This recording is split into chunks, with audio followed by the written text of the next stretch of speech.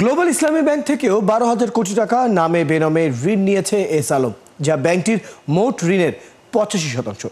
এমনটাই জানালেন ব্যাংকটির চেয়ারম্যান নুরুল আমিন। গভর্নরের সাথে বৈঠক শেষে তিনি বলেন, শুধু মার্জ নয়, বাংলাদেশ ব্যাংকের যে কোনো সিদ্ধান্তে একমত তারা। অনুপ অধিকারী তরুণের প্রতিবেদনে বিস্তারিত।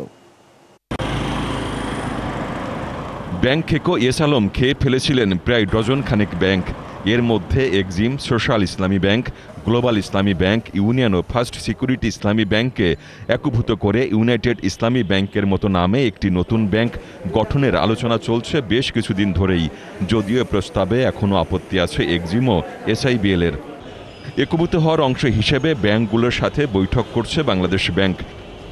বৃহস্পতিবার গভর্নরের সাথে অনলাইন বৈঠক শেষে গ্লোবাল ইসলামী ব্যাংকের চেয়ারম্যান নুরুল আমিন বলেন, বাংলাদেশ ব্যাংকের যে কোনো সিদ্ধান্তের সাথে তারা একমত।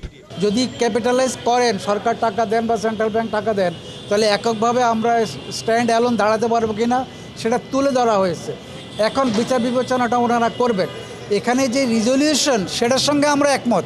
সেটা কি মার্জার না অ্যাকুইজিশন নাকি ডিক্যাপিটালাইজেশন না অন্য কোনো কিছু, দ্যাট ইজ ইম্পর্টেন্ট। তবে আপনারা নিশ্চিত থাকেন, আমানতকারীরা ক্ষতিগ্রস্ত হবে না, চাকরিজীবীরা ক্ষতিগ্রস্ত হবে না, এবং এই ব্যাংকগুলো চালানোর জন্য সরকার, বাংলাদেশ ব্যাংক মিলে এই আমানতকারীদের জন্য এই স্বার্থে এই কাজগুলো করবে। নামে বেনামে এস আলম তাদের ব্যাংক থেকে 12,000 কোটি টাকা ঋণ নিয়েছে, যা ব্যাংকটির মোট ঋণের 85%।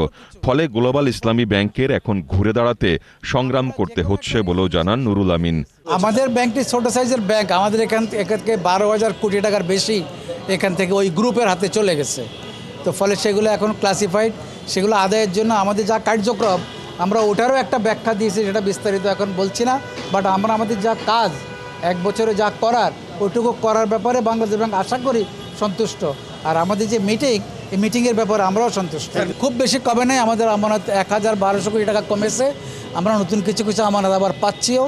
আর গ্রুপের লোন প্রায় 85%। এর আগে বাংলাদেশ ব্যাংকে গভর্নরের সাথে বৈঠক শেষে ইউনিয়ন ব্যাংক থেকে 28,000 কোটি এবং ফার্স্ট সিকিউরিটি ইসলামী ব্যাংক থেকে 38,000 কোটি টাকা বিতর্কিত ব্যবসায়ী এস আলম নিয়েছে বলে জানিয়েছিলেন ব্যাংক দুটির চেয়ারম্যান।